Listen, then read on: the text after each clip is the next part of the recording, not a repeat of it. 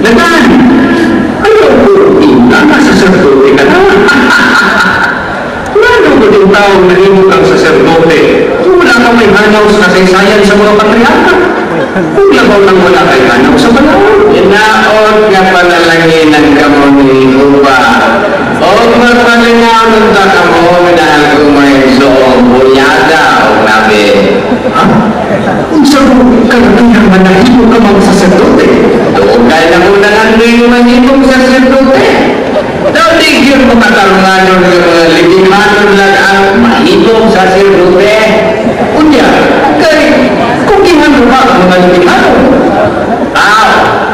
Di na kinahanglan sacerdote pa ang maningamot sa pagtrabaho kay may malagad man kaniya.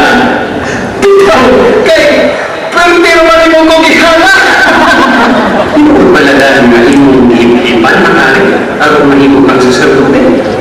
Kung sa may mahimong ni Kribuang, nanlakaw na ang tanang limihanon ng mga sacerdote, kinahanglan may umuli kanila. Hindi ko lang ang ikinahanglan. Ladan, nahibalo ka ng itaktak ni Jeroboam ang mga sacerdote. Tungkol kay supak sila sa iyong pagsimbaw ba? Nagtuog ka ba gusto ang iyong Ako, nakapatutog ka po ko na himong sacerdote tungkol kay akong ihatagan ng haray o nati na turumba ka o pito palaki nga kandero. Makuna na yun ang kwalifikasyon ang mahimong sacerdote. Sama na to. Muman ka na ay wala akong nagihimong sa hari. Ano man di ay biyada? Nando-handuha ka ba sa iyong autoridad? Klaro na mas daghan siya kung ibaluan sa balaod kay kanimo. Mahimalo ako sa balahon na ang itulo ng lingkod na makaalaga ng sacerdote mao ang mga litihanon.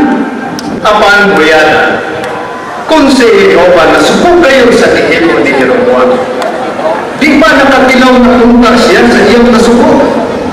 Di ba naundaw na unta kinimong hanaran tungkol sa kasuko sa Diyos? Inoon ang gingon sa imo iksulbiyada. Nagtuo man good na ang butong paagi sa pagsabot sa malaon o ang paagi sa pagtudlo ni sa mga sacerdote. Kapit sa maayo, ang imong interpret ang kini sa daghang paagi. Noon sa ka, Ladan, panandunga kung sa'yo nagkakaitabog din Gitaktak ng dugungan ang mga sacerdote. Sila na nagpunta sa Jerusalem. Ikaw, sa lain bahin, nagpaka-sacerdote? Itong tubig, nga si Haring Jeroboam mismo ang nagtudlo ka na ako itong sacerdote. Sakto na ba na ang mga galon? Isa ka pa kahit natigay man. Pero Ladan, ang panahon ng anak ng panahon ng instruksyon pagin sa pagsimba. Ito may katuhod. Bisa ng hati may katuhod sa pag-usap o pag-interpretar sa mga balao na iimo-iimo pa.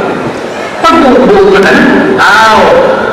Kung sa may dautan ni Ana, may nagawasan man kita sa pagbuot sa ating mga galingon. Kung nasirang niya na, at doon na kayo galingon paminsan, di na ang sa kinihatag ninyo